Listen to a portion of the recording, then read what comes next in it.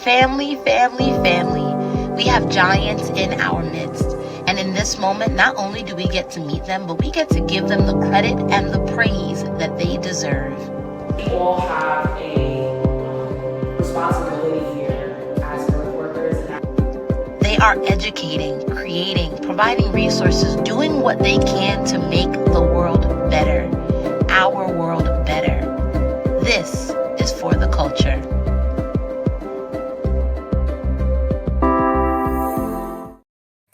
Hey, beloveds. Excited to have you guys.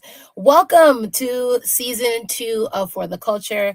I am your hostess, Katia Joseph Goldman, and I am over the moon. Thank you for taking a few minutes to tune in with us. This season in particular of For the Culture is dedicated to maternal health, Black maternal health. Don't go anywhere. This conversation is for everybody. And before we jump into today's chat, I want to invite you guys to please like, subscribe, comment. It would mean the world to me so that we can get this information out to as many folks as possible. And so with that, I'm going to go ahead and invite today's guest to join me. Hey, gorgeous. Hi, how are you? I am over the moon. We're going to go ahead and jump right into today's conversation. So first and foremost, please let the people know who you are and your business. Okay. My name is Adia Watts. I am a prenatal, perinatal massage therapist, doula, certified lactation counselor, nanny now. I kind of do a little bit of everything, but my passion, of course, is maternal health. It's reproductive health, and taking care of all of our people who are bringing new life into this world. Awesome. Thank you. Yes, honey, you got your hands, but they all are in this world, this very similar bucket. Yes. And so I'm excited to chat with you some more. First of all, how are you doing?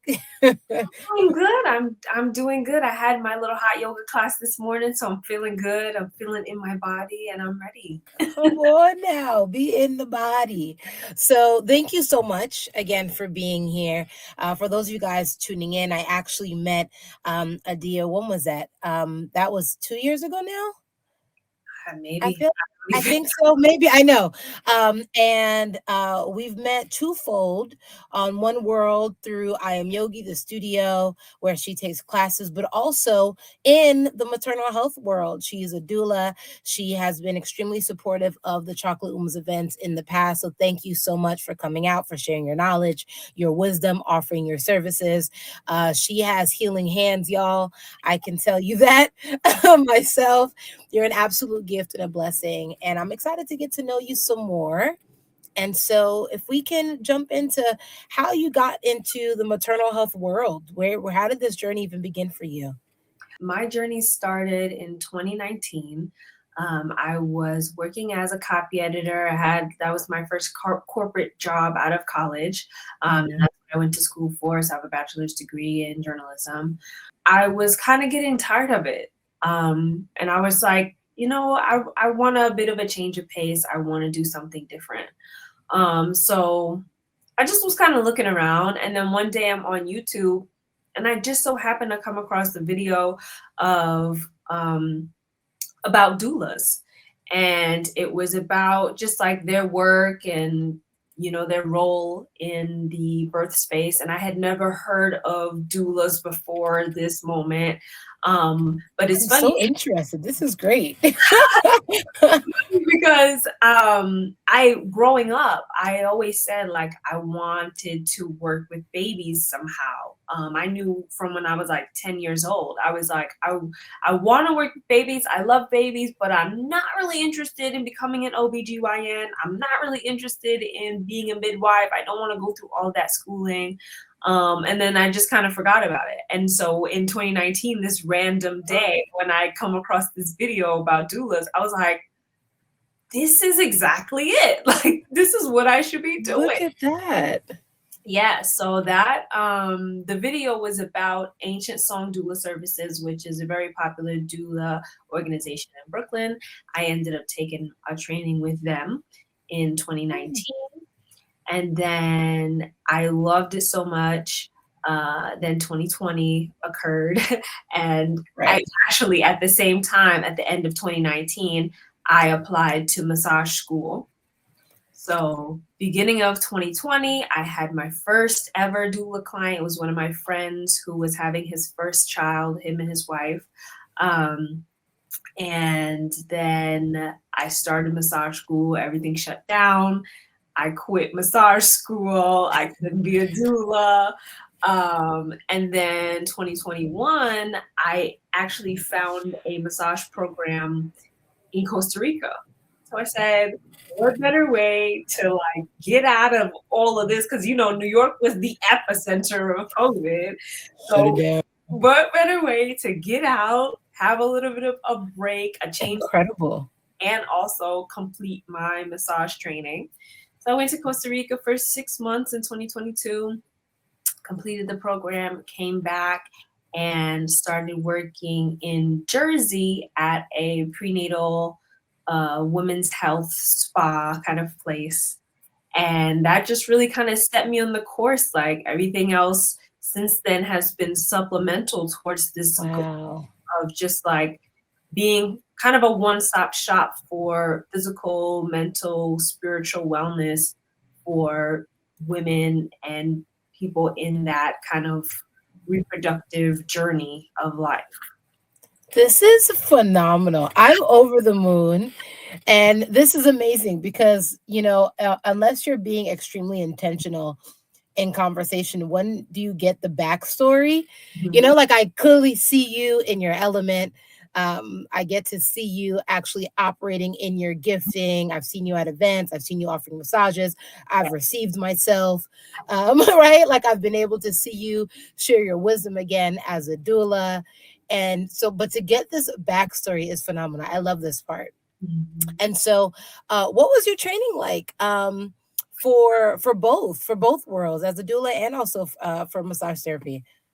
So I actually took two separate doula trainings. So the Okay. first one was with Ancient Song in 2019, and Ancient Song is very focused on our community, so Black and Brown women, families, and mostly low income people, Mhm.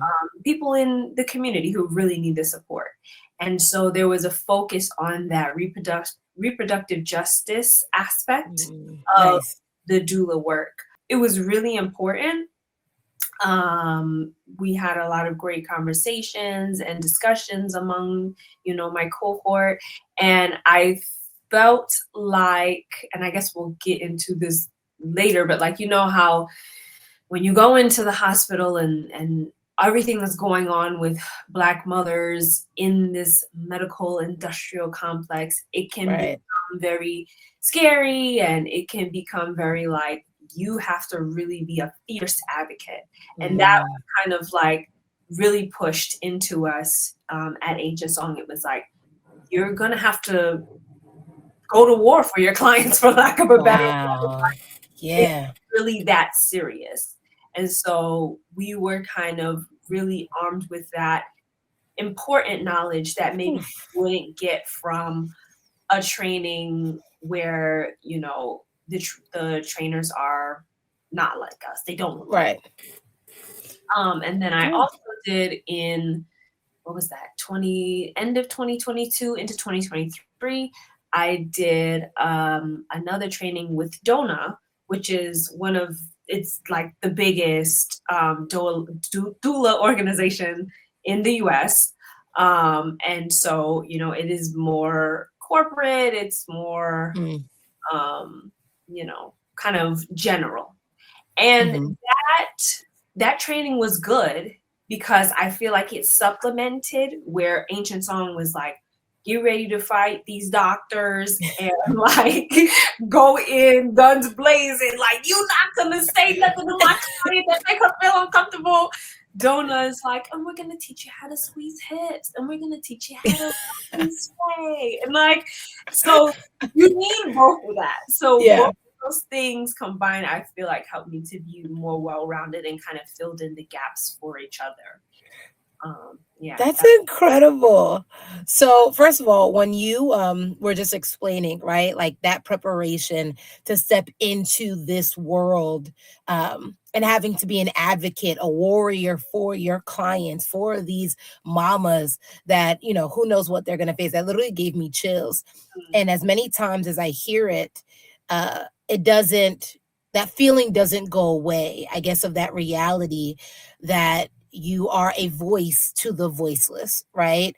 And even those that technically even do have a voice but just aren't being heard.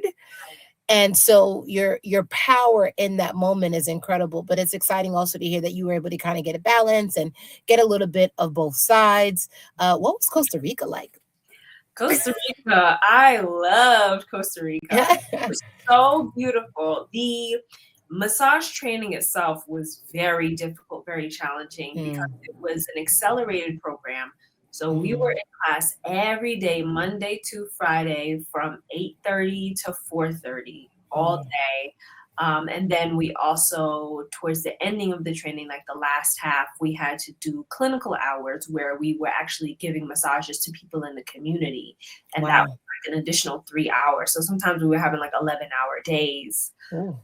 Yeah, so it was very intense, but it was good. It was I feel like I was like 26 at the time, so Hmm.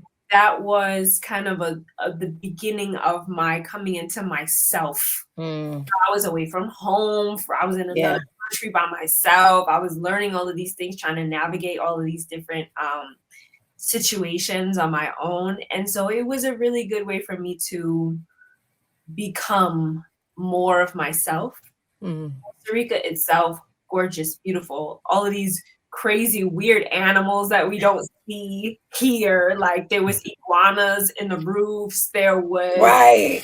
red squirrels. We had these like really big blue fantasy looking birds. There was monkeys on the power lines. Like it was wild, but it was beautiful. We were so close to the beach. We had fresh fruit, fresh. Nice. It was so.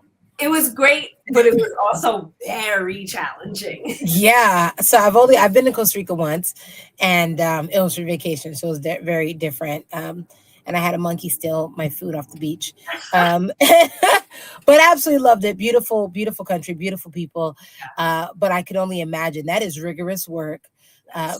And it paid off because you're phenomenal. And so let's talk a little bit more about this world. First and foremost, in your words, right? What exactly is a doula? Like, what has it been for you? That's a good question. So I guess the first thing that comes to mind is like the prepared answer that I give people when they say, "What's a doula?"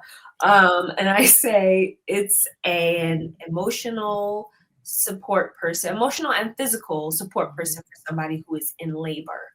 Um, Hmm. so that looks like giving education for maybe different hospital practices, hospital policies, Right. medical procedures that they may not be aware of. That looks like giving resources for other professionals, um, Hmm. maybe able to help them. So that can be like pelvic floor therapist, that can be a massage therapist, that can be a mental therapist, that can be, a lactation consultant, Right. all of these kinds of things. And then also the in-person physical work of being there in the hospital room with them or the birth center or wherever they decide to give birth, um, doing things like holding hips and shaking the apples, which is something that we learned, setting the mood and kind of creating, Hmm. being like a protector of Hmm. space and the vibe. So you wanna be like the bouncer kind of. You're like, don't come in here with the weird energy. We've already set it up like how it is, and this is how we want it to be. Nice. You're like the protector of the little coven, keeping everybody kind Mm, of safe and feeling good. And that's the ideal situation. Of course, it does not always go that way where you right. and protect that sacred energy, but that is the goal. That's like the pinnacle of our jobs. What's been your favorite? part, like as far as especially I'm curious to hear your perspective, because your journey in becoming a doula and stepping into these spaces is similar to my journey becoming a yoga instructor, in a sense that, like, many moons ago I was like, I would love to do that. And then I was discouraged. I had a conversation with a friend. I was like, don't you gotta be, like XYZ, and completely let it fall to the wayside. And then later it kind of came back up, and I was able to go on a yoga retreat, and I was like, oh, there's room for oh. And I was like, everything all of a sudden started popping up, and I got trained. But from your initial thought, passion, desire to be a part of this world, to then actually jumping into it, what's been your favorite part? Let me see. I think my favorite part is probably connecting so deeply with the families, and the the knowledge and the knowing that that you've really helped them, and you've really kind of shaped their journey into Oh, parenthood, or whatever, nice. familyhood, and what that looks like. I love being there. Like, I just remember my most favorite birth that I had in 2023. I remember baby was born. We had been laboring pretty much the whole time by ourselves. It was a very hands-off environment. Thankfully, it was such a beautiful birth. So it was just me, Awesome. mom, and dad, and we're kind of laboring by ourselves. Baby is about to be born. I call the nurse in, and the midwife comes in. Baby's born, and the three of us, me, dad, mom, we look at each other and we just start crying. And Oh. it's just like that level of closeness and connection Mhm. that you get with a family, especially when you spend so much time with them and you're in such an intimate moment with them. Like, you're seeing everything. Yeah. There's not really any privacy, so you kind of have to build that trust, and you get that closeness with the clients, and then they'll tell you, oh my gosh, I'm so grateful for you, like, I'm so glad that I had you, and my birth would not have been the same. Like, all those things they just make me feel so good, because that's really all I want to do, is just be able to Wow. be a safe space for people and help them and support them in any way that I Holy cow. You're family. At that point, like, you at the birth, you are family. can. um, and what's something that you've learned, or something that stuck out to you in your years now of experience? I'm always learning. I feel like with all the training, you still don't really know anything until you get into a situation. So I guess the thing that I've learned is to be adaptable, and to, Mm, know that just just your presence is already enough. wow. It's just that you're able to be there. You don't have to be an encyclopedia of medical knowledge. Wow. Sometimes, the best thing is just that people, you're willing to figure it out together with the family. So you can say, yeah, I don't know that, but we're gonna find out. I'm gonna help you figure it out. We can figure it out together. Um, yeah, That's and powerful. yeah, and another thing that I've learned is that you really kind of have to deal with your own stuff Mm, regarding hospital settings, medical industry, medical providers. You have to deal with that as well, or else it will show up in the birth room. tell me more. That's really good. Tell me more, about that. So, for me personally, like, maybe you've heard the term like white coat syndrome. When you Mm, go into a medical space, sometimes people can become anxious, they can yeah. become nervous, because it's just that, like, level of authority that the doctor and the medical staff kind of represent, and that can stem from a lot of different reasons. Like, maybe you're seeing them as agents of the state, agents of the government, agents Right. of police, um, And I think for me, it's just like I kind of felt, how do I want to say this? I Going into medical environments can sometimes make me feel small and make me Gotcha. feel like, because as much as these doctors may not be listening to your client as a pregnant Black woman, they may also not be listening to you as a Black woman.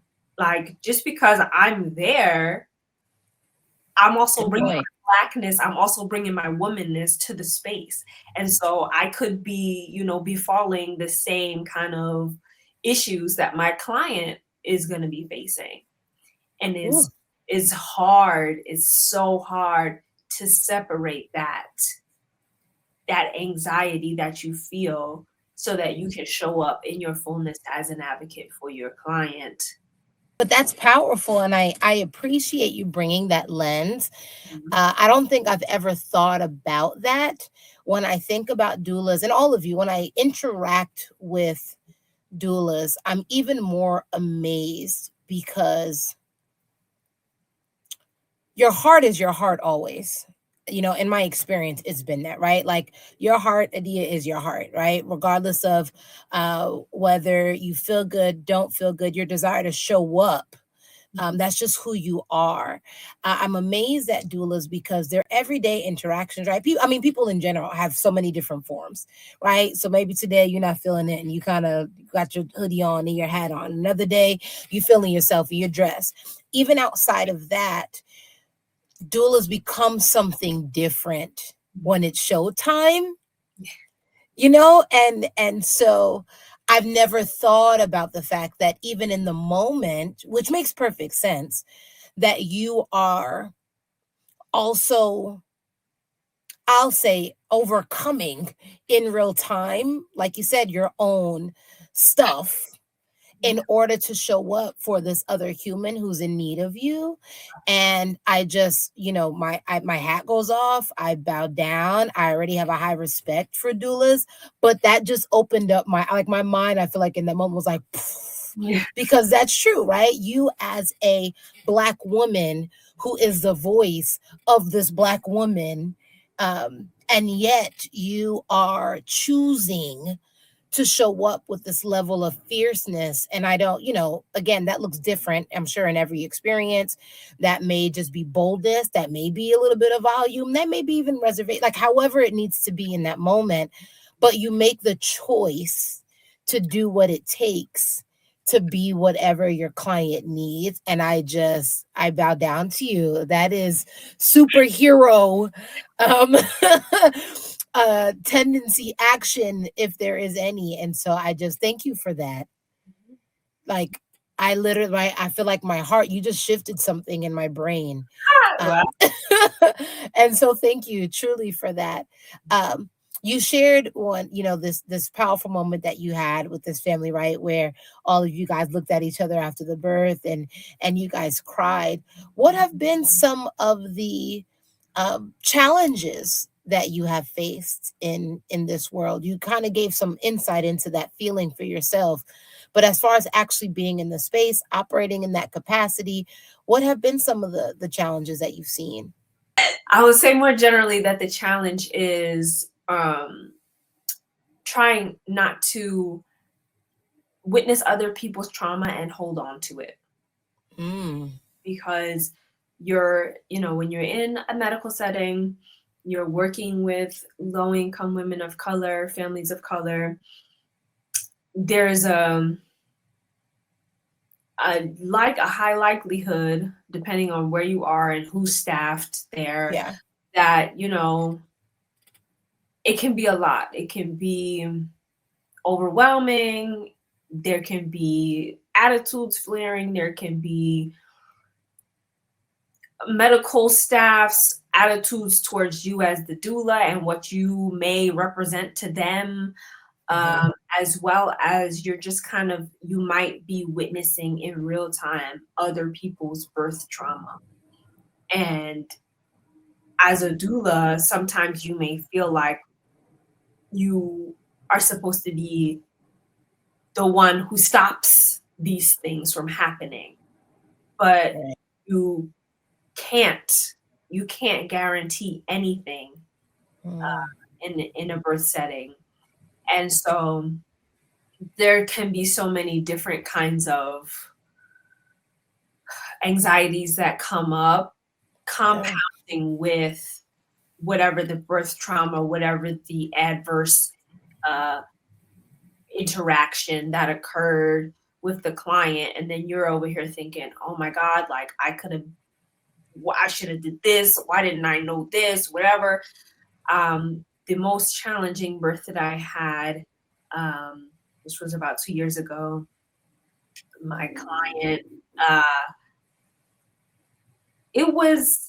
she was doing fine, but the medical staff were very rude to us immediately upon entering the hospital. Immediately. And it was even more disheartening that one of the nursing staffs who was the most rude to us was a Black woman. And that was like, what's happening, you know? Right. So she was rude to us. There was another nurse who was rude to us.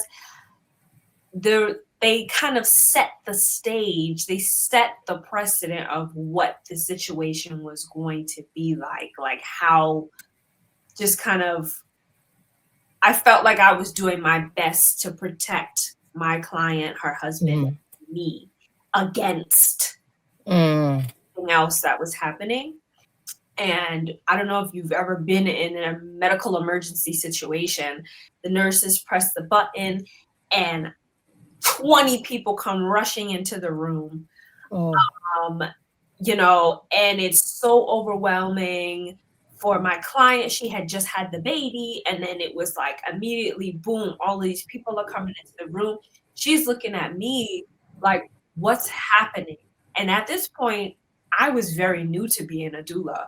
So I'm like, I don't know. Right. I don't, all I could say was, I don't know, but I'm here with you. Like, we're gonna do our best. I don't know what's going on, and I have to put my feelings about everything that's happening right now to the back burner because you need me to be present for you because you're relying on me right now. In the back of my mind, I am also freaking out, but I can't show that because she's freaking out and she needs me to be the calm in the storm. She's, you know, she hemorrhaged. All of these people come in. They're all speaking to her at the same time. They're like, you know, this is happening. We need you to sign this. We're doing this. We're giving you these medications. Blah, blah, blah, blah, blah. And it's all just happening simultaneously. She doesn't know what's what. Right. I, being a new doula, barely knew what was what. You know, they're asking for permission to use some machine on her and they need her to sign this paper. And the husband is, I think the husband might have been holding the baby. It was just so crazy. So they pump her up with these drugs.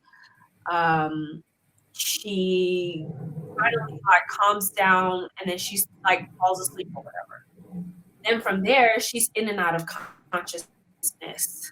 She's waking up, she's going back to sleep. She doesn't really know where she is. She doesn't know what's going on. I could tell that this was like her body had gone into maybe some kind of shock or her brain was trying to cope with everything that just happened. And so she's not coherent. She doesn't know what's going on. She keeps waking up, going to sleep, waking up. And so at one point she was asleep, but she was like yelling in her sleep. The nurse is in the room with us.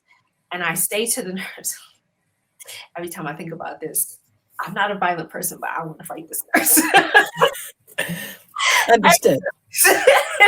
I say to the nurse, you know, should I wake her up? Should we wake her up? Like, is she okay? What's happening? And she's like, well, I don't know. If you want to wake her up, I don't know what you do.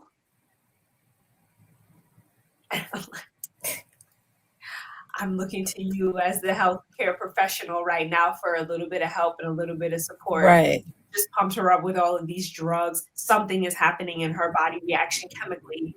And I'm asking you for support. and you're looking at me and answering like a mean girl. Yeah. So Oof. eventually everything kind of regulates itself. I wait for them to go to the postpartum floor, and then I leave. I was with them for like, I don't know, 10, 12 hours. I don't know. A long Yeah. I and when you're in that kind of high intensity environment, of course your body goes into fight or flight. Yeah. You're pumping adrenaline. So I leave, I get in my car, I drive on the highway. I get off the highway at my exit, I pull over and I start bawling Oof. because my body finally had calmed down from that level Yeah. of adrenaline. And I had to pull over because I could not see, because it was so intense. So that is the kind of level of Mm, stuff that you hold on to my God. sometimes. It sticks with me, it sticks with you so much. So as much as this Oof. job is, I love it so much, but at the same time, it's a challenge. Yeah, that's real. Yes. Thank you for going there with me, with everyone tuning in, for shedding light on that. And I want to take this moment, to encourage you, um, as a superhero and not, I want to be cautious with my words.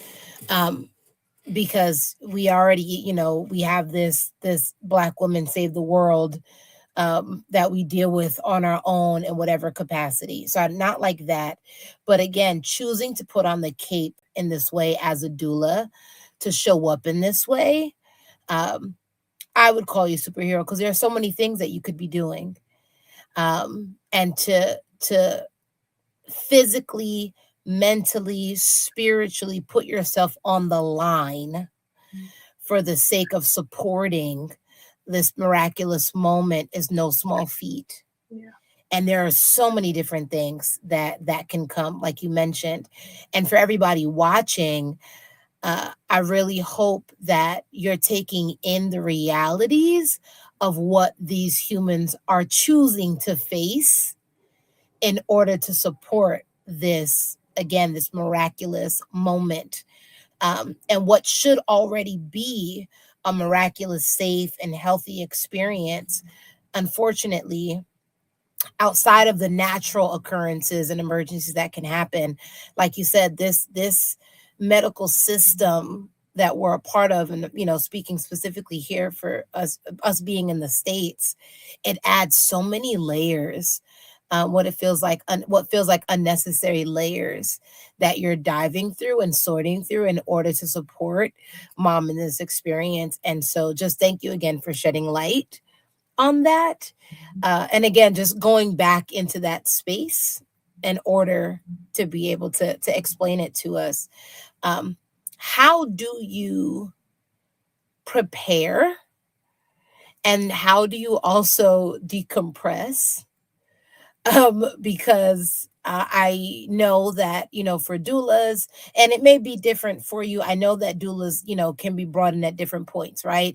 A mom may call you when she finds out she's pregnant. A mom may call you, right before delivery and be like, I need somebody. I'm popping the baby out in a month, you Right. know? And so, at any point, how do you prepare when you take on a client? And then once the experiences comes to a close, how do you come down?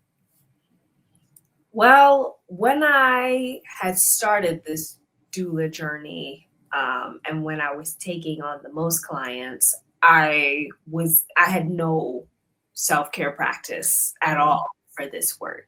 And of course, doulas told me, like, you really need to um, Yeah. take care of yourself. But I just, maybe I didn't take it seriously enough, or I didn't know how to really pour it back into myself at the time. But now I attended a birth in November, and One thing that I do always do is wrap my head before I go into it. Mm, And I don't remember who told me this, many different spiritual women that I've yeah. across. But they say you should wrap your head and your womb space because, Mm, you know, all that energy and the spirits and whatever's in the room with you can come into mm, your body through those portals and stick with you. mm, So I always wrap my head before I go into a birth. mm, Um, I try to do a little bit of deep breathing before and say a prayer. But really, I think for me, the most important is the aftercare. So now that looks like not taking any calls, turning the phone off, or putting on do not disturb, sleeping for as long as my body needs. mm. And then after my most recent birth in November, I went to the spa and I sat in the sauna for, I don't know, an hour or something like that, half an hour. And then I did have you seen those flotation tanks, Yes. sensory deprivation tanks? I did one of those and I Awesome. took a good old nap inside that little tank. And that, Good for you. and then, my regular practice of doing yoga now, and also I started Mm. exercising, like lifting weights and things like that. All And right. taking care of your body all the time and taking care of your mind all the time help That's good. when you have to do work like this. Even with massage, it's been so beneficial. Um, Mm. I'm using my body to Yeah. another person's body feel better.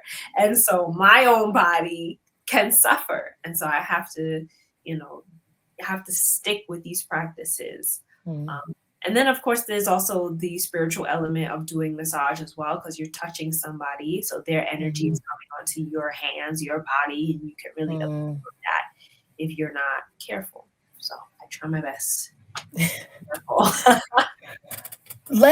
Thank you for sharing that, because I do want to pivot and talk about you as a massage therapist, which I could only imagine. I imagine that one world doesn't leave the other, right? Like, as a doula, massage therapy doesn't leave you.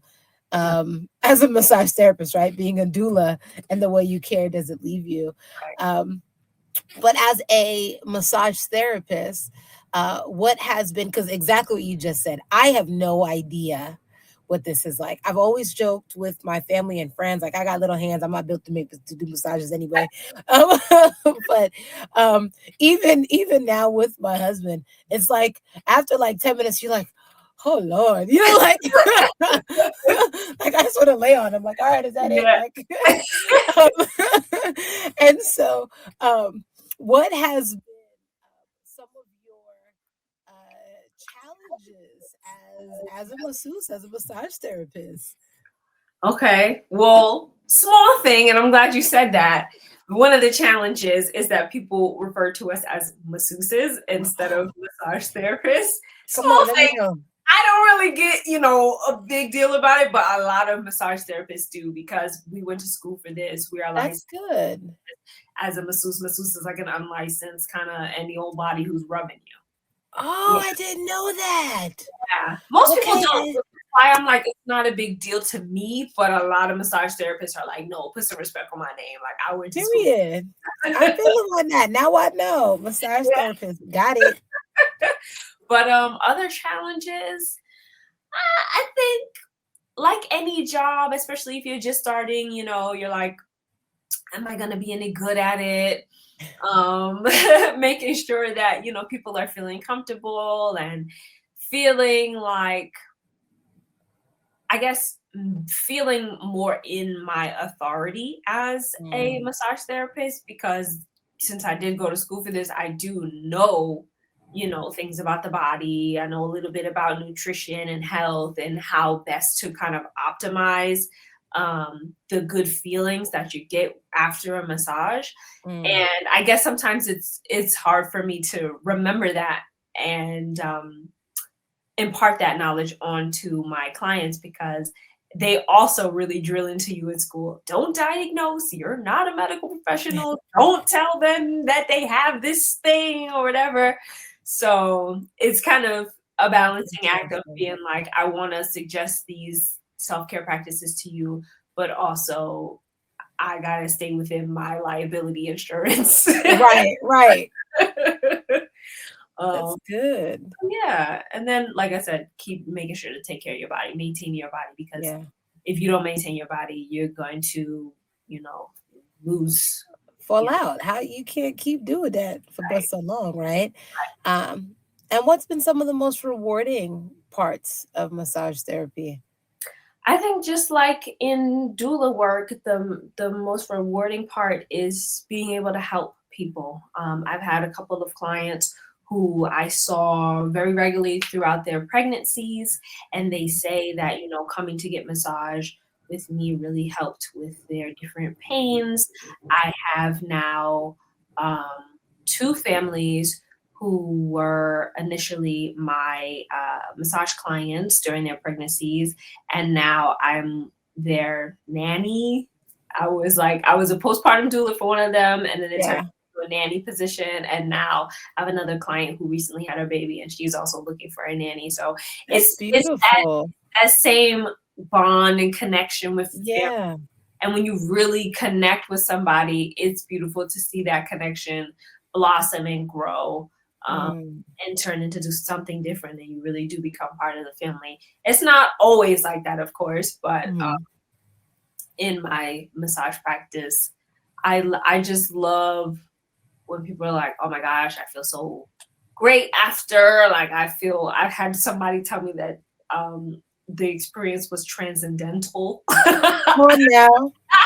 I've had people tell me that, like, I You're feel like healing at multiple levels, okay? I've had people, they say like, "Oh, it feels like you're doing Reiki," like, and I don't practice.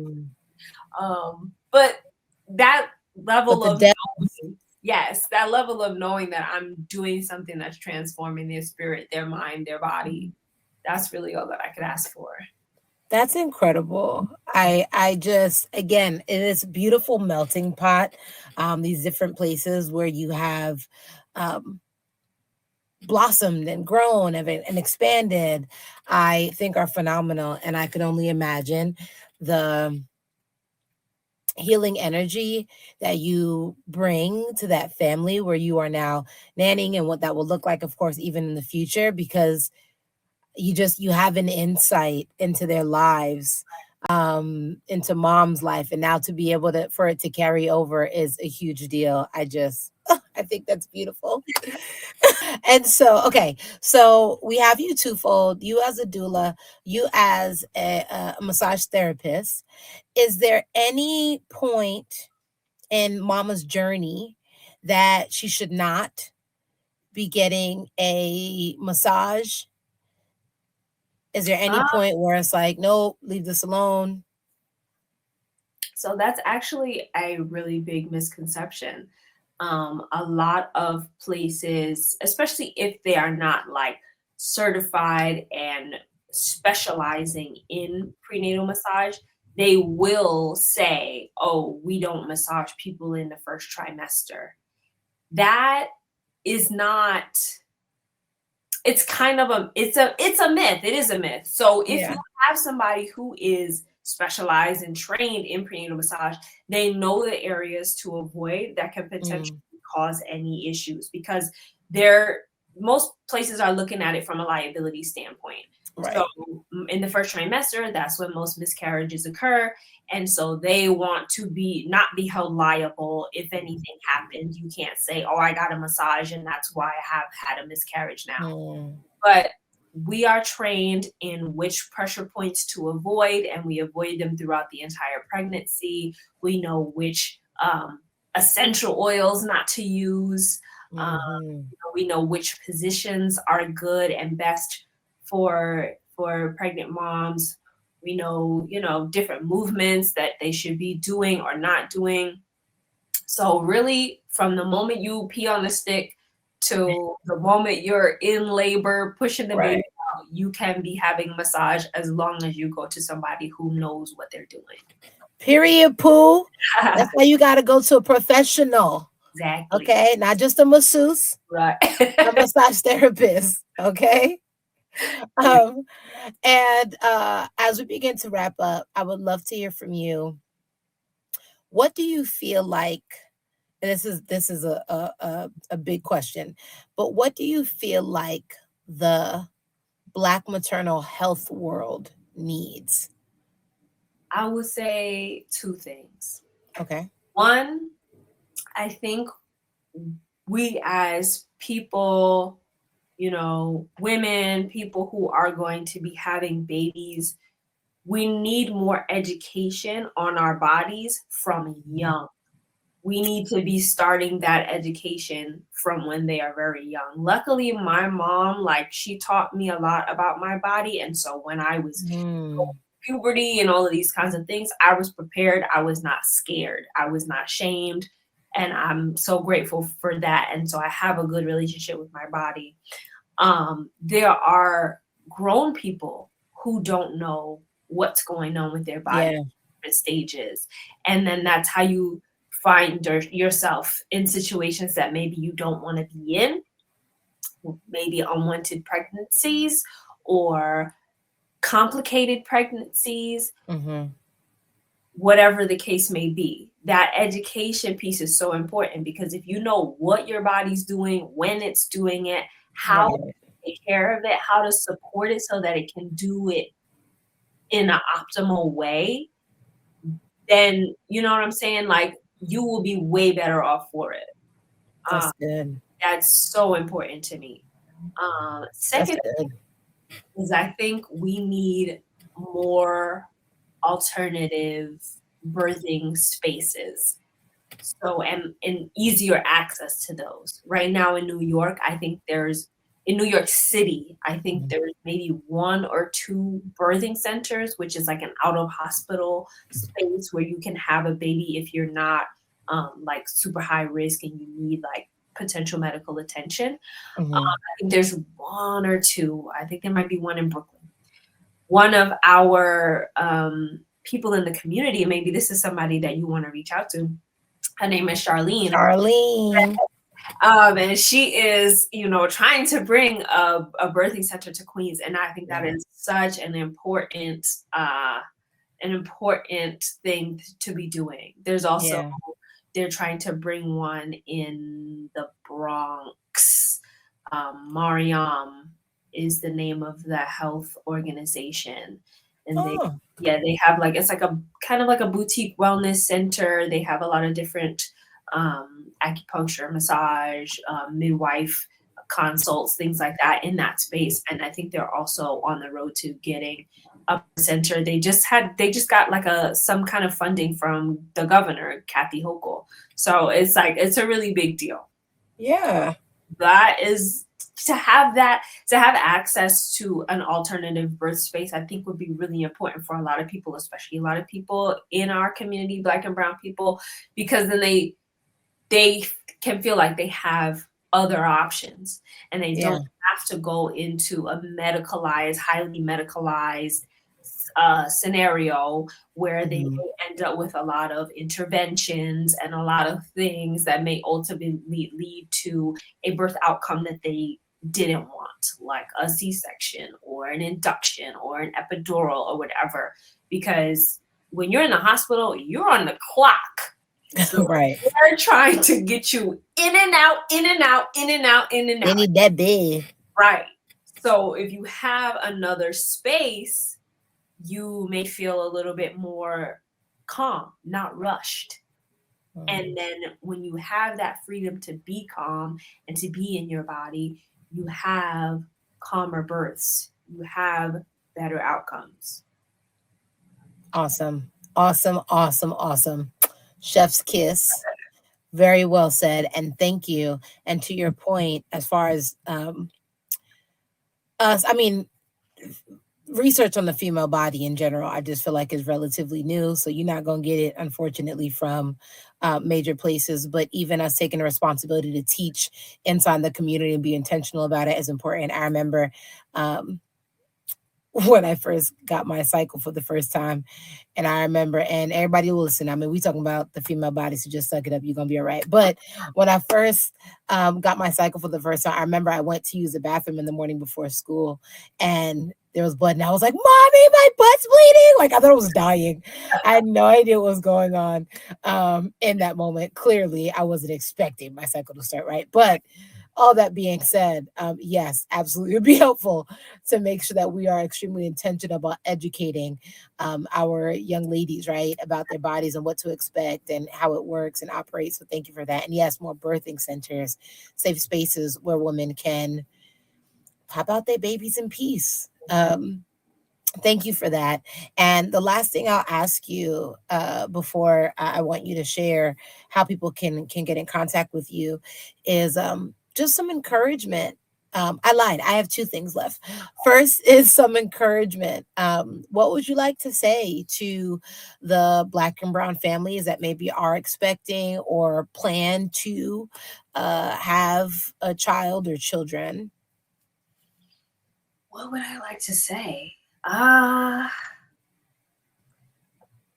would like to say congratulations.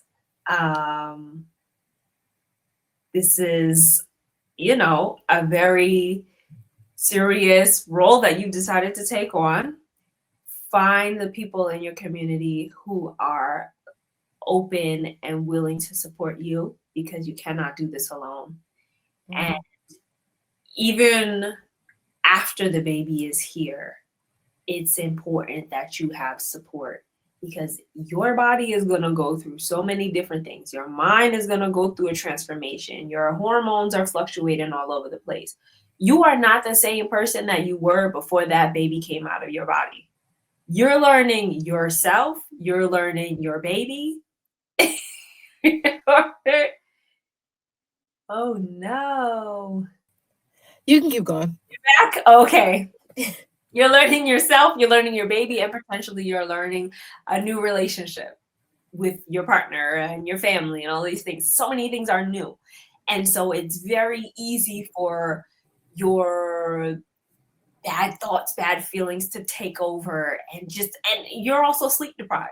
So you need other people who are going to Mhm. be there to be a fence, to be a shoulder to cry on, to be, That's good. you know, whatever you need them to be.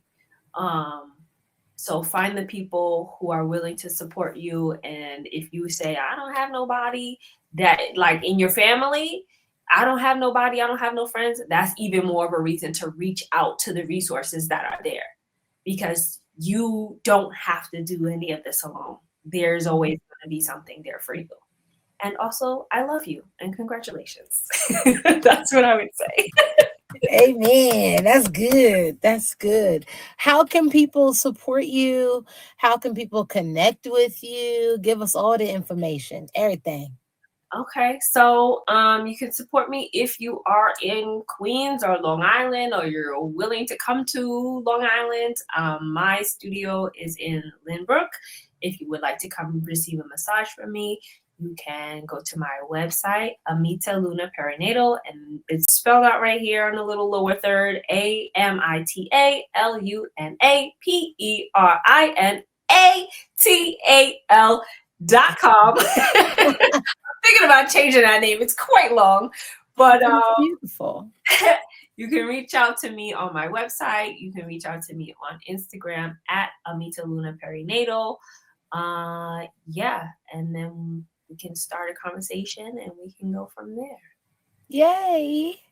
All right. So we're going to close out with a rapid fire Okay.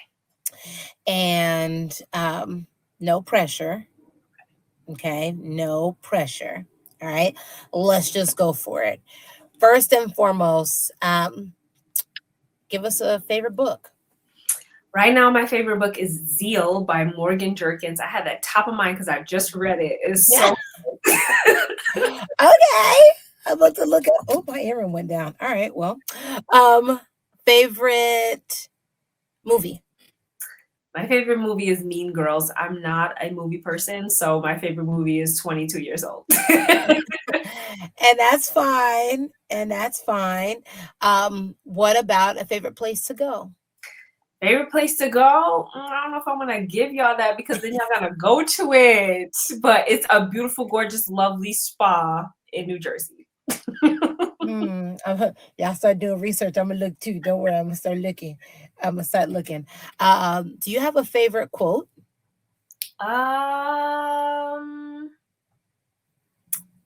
No. No. I have things that come to me in my mind, and those are my favorite quotes. Right now, I have a little quote on my phone screen. It says, "I am a gift from God. There's a reason I'm here." And I wrote that myself because my name means gift from God. And so just a reminder for myself. That's it. That's the one. That's the one. What about a Black-owned brand that you like to support or Oh, company? I've got a couple. Well, Yeah. first there's mine. Period. And then there's I Am Yogi Studios. We love Lisa, period. Yes, we And do. also the Connect Bar is a beautiful, gorgeous bar. It's on 160th in Jamaica. Nobody knows about it. I don't know about it. I need everybody to know about it. It's called the Connect Bar. They Okay. they have jazz nights, they have comedy nights. They just had a cocktail making workshop.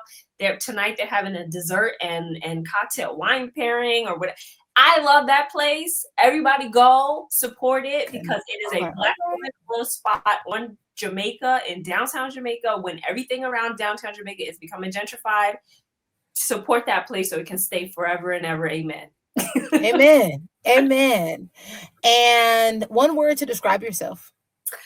One word? One word, just one. One good one. Make it good. One good one. Oh boy. One word. Right now I'm gonna say transforming. Transforming. I like it. I like it a lot. Let's go ahead and close out with a little humble brag. Okay. A humble brag. Tell us what's your superpower. Tell us something amazing about you. What people need to be left with. Okay. My superpower is that I am the most caring, loving, just I strive every day to make all of the people that I care about feel so loved and protected. I always want my energy to feel like a giant hug. I've been told my energy is very calming. And I really pride myself on that because there's so much love to give and it's always pouring out of me. And you know what I'm saying? I'm gonna make sure that you're good. If you're sick, I'm gonna make you some tea. I'm gonna make you some soup. Like, this is why my jobs are what they are because there's no other thing that I would rather be doing right now than helping people and spreading love as much as I can. I love everybody, and that's my superpower. She done tied the bow on it. That is beautiful. Thank you so much. Like Adia, thank you so much for taking the time out, for being here, for sharing your heart with your clients, with us online. Thank you for your support, truly, for Chocolate Wombs, and just being willing to share your wisdom and your knowledge with the world. And I'm just grateful for you being on. Of course, you're such a beautiful person. I'll do anything that I can to help support you. Thank you. And to everybody, thank you all so much for tuning in to this episode of For the Culture, Chocolate Wombs Edition, Season 2. It has been a blessing. We'll see you guys on the flip side. And make sure that you guys stay tuned to hear about Chocolate Wombs, the project. Make sure you guys like and subscribe. And we'll see y'all next time. Peace, love, and blessings. Bye. Hi, everyone. Katia here. And first and foremost, I want to say thank you so much for tuning in to this episode of For the Culture, Chocolate Wombs. It means the world to me to have your support. And so please continue to share, to like, to subscribe so we can get this information out to as many as possible, share the importance of Black maternal health, and of course, celebrate the heroes in our community that are keeping us going and keeping our community and our mamas thriving. Now, I want to invite you to participate and join in Chocolate Wombs, the project. So K4 Kumba Inc. is fundraising. We are choosing to create a world where birthing is a safe and joyous experience for every mother, regardless of what they look like or where they come from. And so that's where you come in. Go to chocolatewombs.eventbrite.com to tune in, to register for this year's Chocolate Wombs event. Everyone is invited, not just expectant families, because this is a community conversation. You can get all the details about the event there, and you can also donate to our cause. We're fundraising so that we can cover the cost of Black maternal health services. We want to be able to make sure that every family has access to doulas, has access to perinatal chiropractic care, and the list goes on. And we'd love for you to help us to make that happen. And so please be a part of our initiative. You can check us out on GiveButter. Make sure that you follow us on Instagram and stay tuned to what it is that we have happening next. I love you all. See you soon. Peace, love, and blessings.